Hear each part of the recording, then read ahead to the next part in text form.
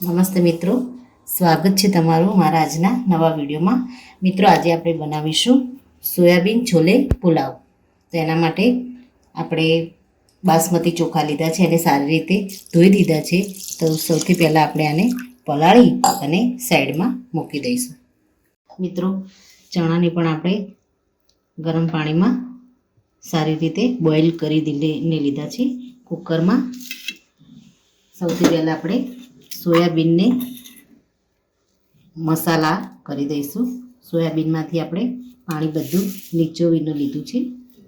એટલે દહીંમાં આપણે પહેલાં તો સોયાબીન મેરિનેટ કરીશું. એમાં આપણે રેગ્યુલર મસાલાનો ઉપયોગ કરીશું.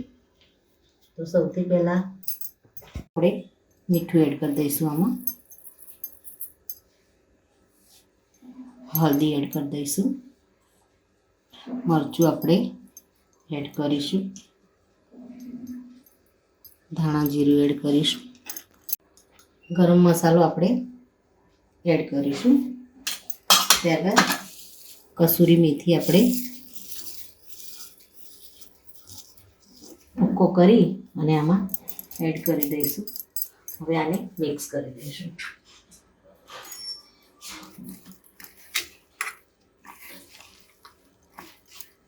સારી રીતે મસાલાનું કોટિંગ સોયાબીન ઉપર બેસી જાય એ રીતે આપણે મસાલા સાથે મિક્સ કરી અને આને આપણે સાઈડમાં મૂકી દઈશું. મિત્રો, હવે આપણે વઘારની શરૂઆત કરી દઈશું.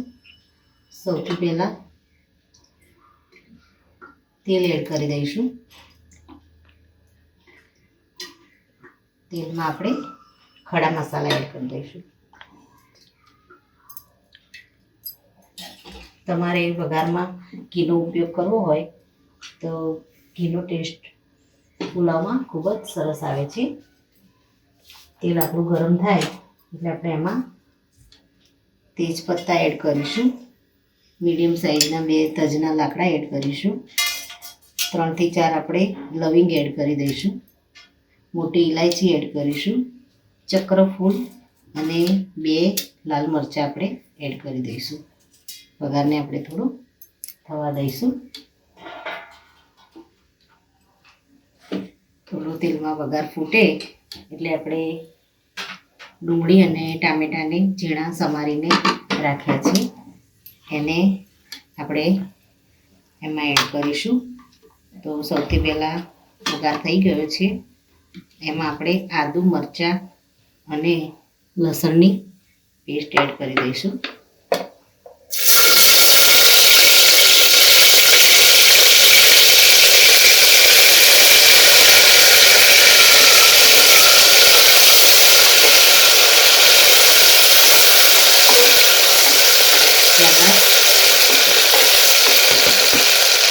ડુંગળી આપણે સમારેલી મીડિયમ સાઈઝની એમાં એડ કરી દઈશું. ડુંગળીને આપણે મસાલા સાથે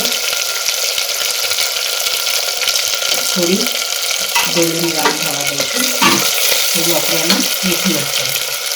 જેવી ડુંગળી છે એ જલ્દી કલર પકડી લે. મિત્રો, ડુંગળીનો સરસ એવો કલર ચેન્જ થઈ ગયો છે. હવે આપણે ટામેટું આપણે મીડિયમ સાઈઝનું સમારેલું એડ કરી દઈશું. એમાં આપણે મીડિયમ સાઈઝનું બટેટું સમારેલું પણ એડ કરી દઈશું. બટાટું તમારે એડ કર્યું હોય તમે કરી શકો છો. તમે સ્કીપ પણ કરી શકો છો. બટાકા બાળકોને વધારે પસંદ હોય છે તો આપણે એક મીડિયમ સાઈઝનું એડ કરીશું. હવે આપણે બોઇલ કરેલ ચીલી આપણે એડ કરી દઈશું. એમાં આપણે મસાલા કરી દઈશું. હળદર લઈશું. લાલ મરચું આપણે મીડિયમ તીખું લીધું છે. ધાણા પાવડર એડ કરીશું.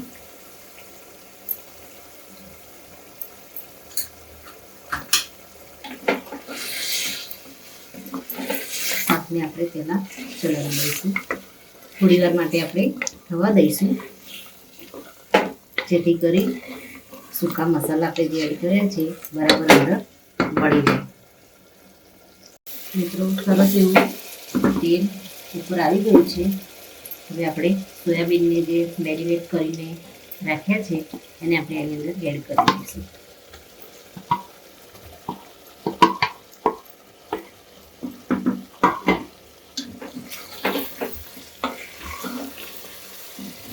શાકને આપણે સારી રીતે ચલાવી લઈશું. સરસ એવી મસાલાની સુગંધ આવવા લાગી છે. એકાદ મિનિટ આપણે ચલાવીશું. ત્યારબાદ પલાળેલા બાસમતી રાઈસ છે એને આપણે આની અંદર એડ કરી દઈશું.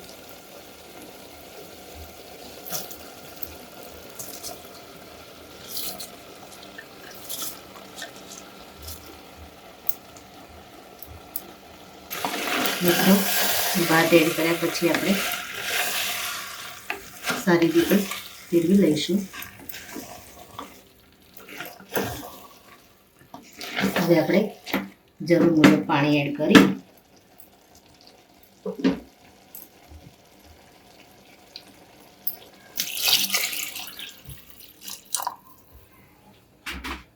અને આપણે કુકરમાં જ સરસ એવું પુલાવ રેડી કરીશું. ઉપરથી આપણે કોથમીર એડ કરીશું. ગરમ મસાલો આપણે એડ કરી દઈશું.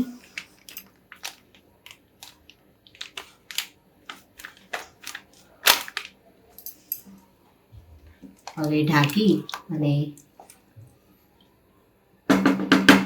2 સીટી આવે ત્યારબાદ આપણે બંધ કરી દઈશું.